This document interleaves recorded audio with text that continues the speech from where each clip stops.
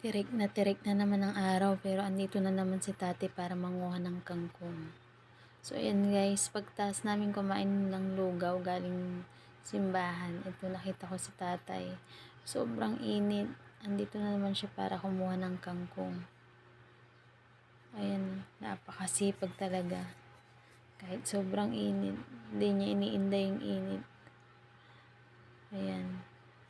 Tapos ang layo pa ng binabike niya galing tuktukan papunta dito sa Chaong para lang makakuha ng kangkong. Ayan guys. So nakikita nyo malinis naman yan guys. Hindi ko alam kung pinapakain ba niya talaga sa ostrich or binibenta niya. Kasi yung pagkakuha niya ng may hangganan eh. Ayan, nakatingin siya sa amin. Hindi niya kami mamukaan kasi malayo. So siya yung tinulungan ko no isang araw. Ayan, sobrang sipag ni Tatay talaga guys.